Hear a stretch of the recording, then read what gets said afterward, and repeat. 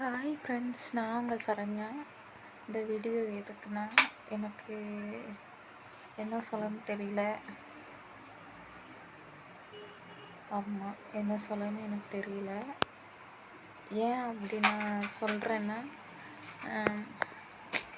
எதாக இருந்தாலும் என்ன பிரச்சனைனாலும் நீ போய்க்கோ அப்படின்னு சொல்கிற ஒருத்தர்கிட்ட நம்ம என்ன பதில் சொல்லலாம்?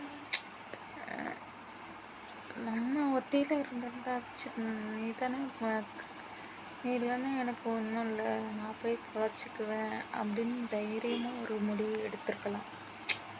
இப்போ அதுவும் நம்ம பொன் குழந்தைய பெற்று வச்சுருக்கோம் அப்படிங்கிற ஒரு சூழ்நிலையில் நம்ம ரொம்ப கஷ்டமாக இருக்குது. நம்ம என்ன முடிவு எடுக்கணுன்னே நமக்கு தெரிய மாட்டேங்குது.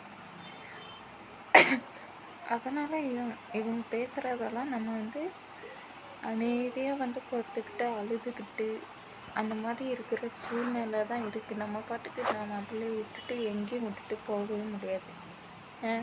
அவள் என்ன பண்ணுறாளோ ஏது பண்ணுறாளோ, பிள்ளை என்னென்ன கேள்வி கேட்குறாங்களோ எல்லோரும் கேட்பாங்க, கண்டிப்பாக கேட்பாங்க, என்னென்ன பண்ணுவாங்க. பெத்த அம்மாவே இந்த காலத்தில் பிள்ளைன்னா சேட்டை பண்ணிச்சுன்னா இது பண்ணுவாங்க. மற்றவங்கெல்லாம் விட்ட வைப்பாங்க? சொல்லுங்கள்.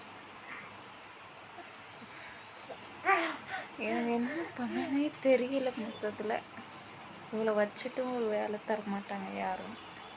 ஏன்னா சேட்டை ஒரு நிமிஷம் இருக்க விட மாட்டான்.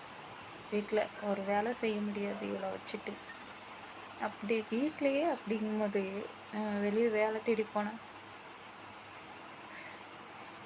எனக்கு கண்ணை கட்டி காட்டில் விட்ட மாதிரி இருக்குது. பணம் வரையும் லேட் ஆகுது. பணம் வந்தாலுமே அதை வச்சு என்ன பண்ண முடியும்? ஒன்றும் பண்ண முடியாது. அவ்வளோதான்.